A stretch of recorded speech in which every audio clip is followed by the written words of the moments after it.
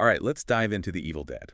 This horror series is legendary, and we're going to explore how it evolved over the years, mixing terror and humor and that one-of-a-kind Ash Williams. It's wild how it went from like a super low budget movie to this crazy blend of horror and comedy, medieval battles, a serious reboot, and now demons in an apartment building. The first movie, The Evil Dead, came out back in '81, and it made a huge impact. You've got your classic horror setup, college students in a cabin in the woods, isolated, and then bam, demonic forces. Yeah, and Sam Raimi, the director, totally pushed the limits of horror filmmaking. Those flying demon camera shots, groundbreaking, man. They like sucked you right into the demon's point of view. It was so unsettling, almost like a nightmare. Totally, and they still hold up amazingly well today. It's like you're right there in the cabin with them. And that's where we first meet Ash Williams. Ah, Ash. It's so interesting to watch him change in this first film. He starts off as this regular, kind of goofy college dude. But then, as things get crazier and the demons close in, he's got to face his fears, got to fight to survive. You see hints of the badass he'll become, but in this one, he's just getting started. And the way Raimi uses practical effects for the violence and possessions, Yeah. genius. It's gory, yeah, but it works so well to create this visceral horror. Oh, yeah. There's a raw, real feel to those practical effects that you don't get with CGI. It makes the horror so tangible. Like you can almost feel the slime and blood. Raimi wasn't afraid to get really intense, and it totally paid off. The Evil Dead became a cult classic, and that's how we got this amazing franchise we're talking about. And then in '87, we get Evil Dead 2 Second. Is it a sequel? A remake? It's kind of both. Revisiting the story, but this time with a bigger budget and a slightly different vibe. Right, Evil Dead 2 Second really leans into the horror comedy thing, which was brilliant. It's like, you think you know what's coming, surprise. Raimi found a way to make it absurd and funny, but still scary. The humor is so perfectly balanced. It never takes away from the scary stuff, but it gives you a break from the tension. And it lets Ash develop his personality. He goes from this terrified guy to a chainsaw-wielding, wisecracking anti-hero. That change in tone totally reflects what was happening in horror back then. The 80s was all about horror comedies, embracing the over-the-top stuff while still giving you chills. Evil Dead Thea is a perfect example. I'd say it basically perfected it. And that's when we get the iconic moments. Ash fighting his own severed hand, the introduction of his trusty boomstick. It adds to the funny side, but it also shows how Ash is becoming this unlikely action hero. Oh, that chainsaw hand. It's such a great symbol of Ash's resilience and how he just rolls with the punches. He loses a hand, and what does he do? Slaps a chainsaw on there. Hilarious and badass. And just when you think they've settled into a formula, Army of Darkness comes along in '92 and flips everything. We're in medieval times. Ash is fighting an undead army. Talk about shaking things up. Right.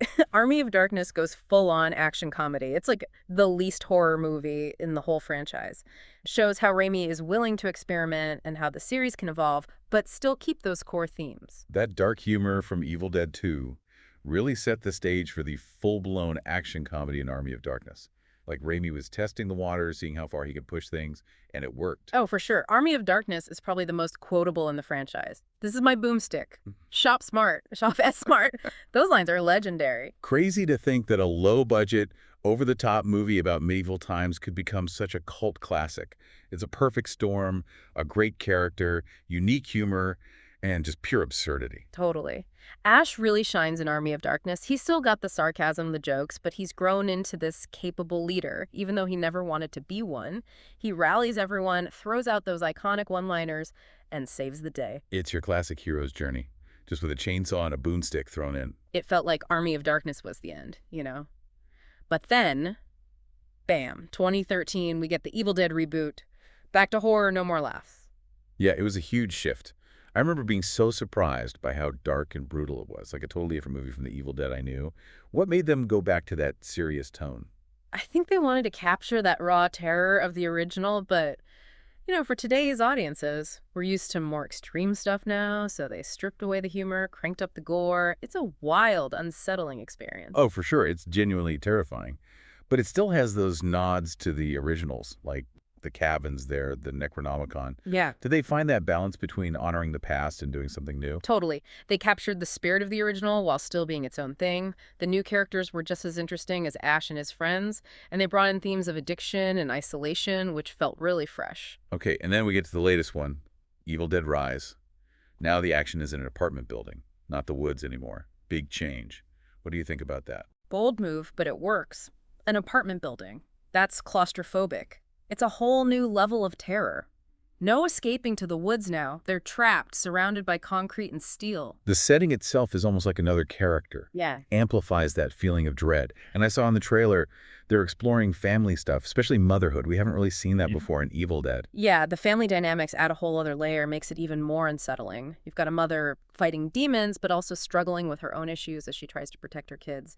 It's tapping into that primal fear, losing the people we love. And speaking of intense, we can't talk Evil Dead without talking about the gore, the practical effects. From the trailer, Evil Dead Rise doesn't hold back.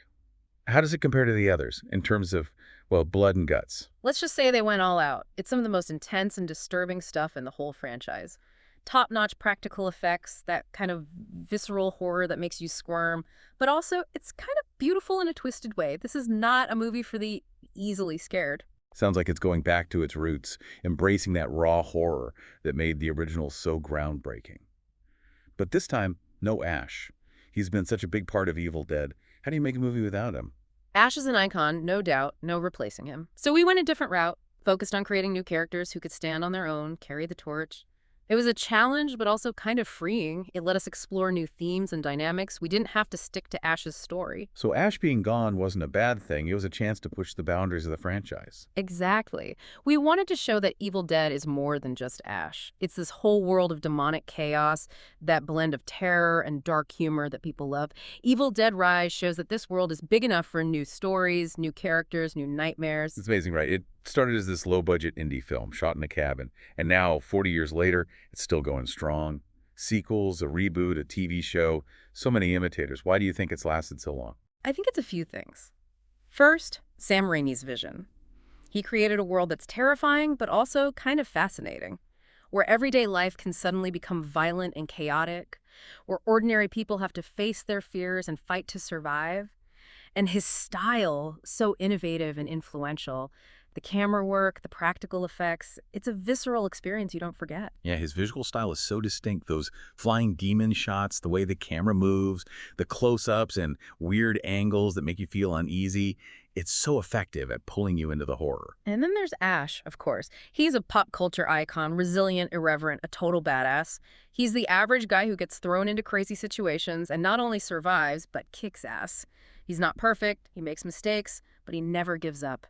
And he does it all with a smile. It's like he's saying, even when things are messed up, you can still find humor in it. His humor is definitely a big part of what makes Evil Dead different from other horror. Yeah. He finds the funny side of terrifying situations, and that lets the audience do the same. It's like a way to cope, to deal with the fear. It's tricky, though, getting that balance right. You have to earn those laughs. They have to fit the story and the characters.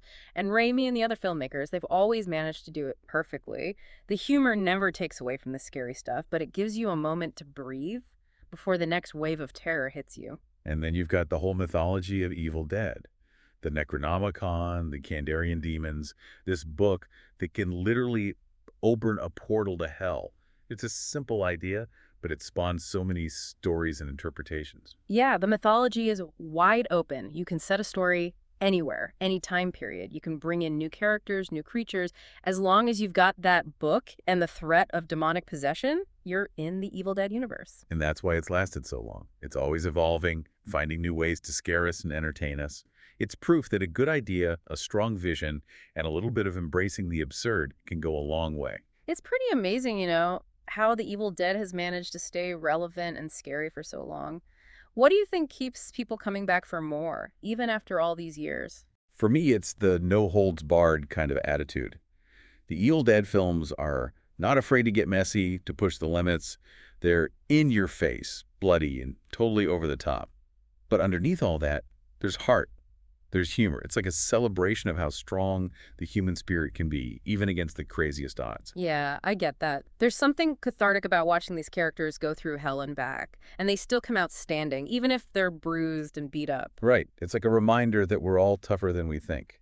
And it's not just about physical toughness either. It's mental, it's emotional. They're pushed to their absolute breaking point, but they find a way. They fight back, they laugh in the face of danger, they find those little bits of joy and connection, even when everything's going crazy. Exactly. And that's what elevates The Evil Dead, I think. It's more than just a horror franchise. It's about the human spirit, our Yeah. ability to survive, to adapt, to find hope, even in the darkest places. Couldn't have said it better. It's been awesome diving into this with you. What a ride. Totally.